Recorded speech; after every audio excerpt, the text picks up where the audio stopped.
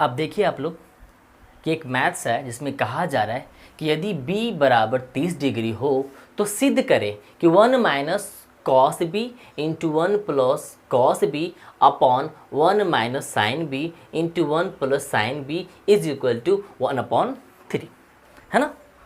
तो देखिए ज़रा, देखने में लग रहा हो कि भाई बहुत बड़ा है, क्या पता है कैसे बनेगा, ये तो बहुत लेंदी लग रहा है ना। वैसा कोई बात नहीं है, बच्चे से डरे नहीं, बहुत आसान होता है। तो देखिए जरा आप लोग यहाँ पे सबसे पहले हम लोग क्या करेंगे, लिखेंगे हम लोग, है ना, लिखेंगे हम लोग LHS, है ना, is equal to 1 minus cos B into 1 plus cos B, 1 plus cos B upon 1 minus sine B into 1 plus sine B, है ना। तो आपने एक फॉर्मूला बचपन में पढ़ा होगा, है कि नहीं। आपने एक बचपन में फॉर्मूला पढ़ा होगा कि a minus B into A plus B is equal to A square minus B square, है ना। तो हम लोग इसी थ्योरी का इस्तेमाल यहाँ पे करने वाले हैं। दिख रहा होगा दोनों सेम है, यहाँ पे दोनों क्या है, सेम है, सिंबल सिर्फ अपोजिट है। तो यहाँ भी क्या है, अपोजिट है ना। तो इसका फॉर्मूला क्या हो जाएगा, 1 square minus cos square beta. मतलब ये है कि आप समझ लें कि 1 minus cos beta into 1 plus cos beta is equal to क्या हो जाएगा, 1 square minus cos square beta, sorry B, है ना।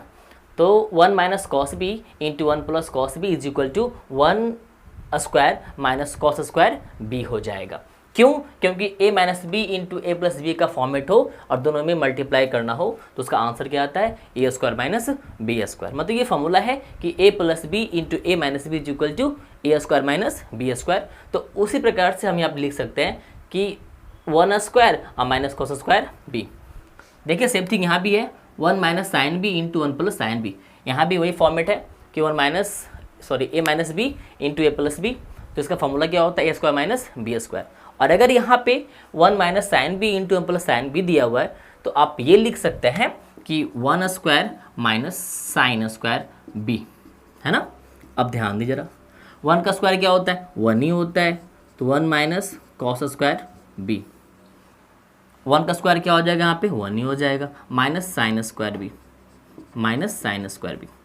तो आप लोग ध्यान दें, आपने फॉर्मूला पढ़ा है कि 1 minus cos square theta is equal to sine square theta. तो यहाँ पे सिर्फ थीटा की जगह क्या करना, आपको बी लिख देना है ना।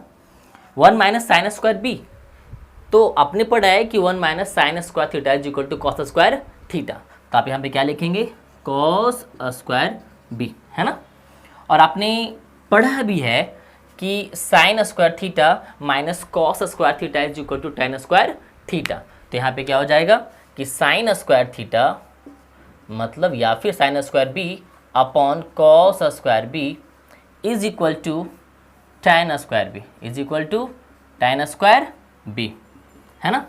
मतलब आप sine square B upon cos square B की जगह पे क्या लिख सकते हैं, टेन स्क्वायर बी। इसका मतलब यही होता है कि आप sine square B upon cos square B की जगह पे क्या लिख सकते हैं, टेन स्क्वायर बी। और अब देखें बी का मान क्या दिया हुआ है, 30 क्या दिया हुआ है, 30। तो आप यहाँ पे क्या रख लेंगे, 30, है ना। और आप बताएं tan 30 का मान क्या होता है, tan 30 का मान क्या होता है, 1/√3, 1/√3। इसका आप स्क्वायर निकालेंगे तो कितना आ जाएगा आपके पास, 1/3, है ना। तो आप देख लें कि आपका जो आंसर है वो आपके RHS के बराबर आ चुका है। तो आप लिख सकते हैं कि LHS is equal to RHS proved.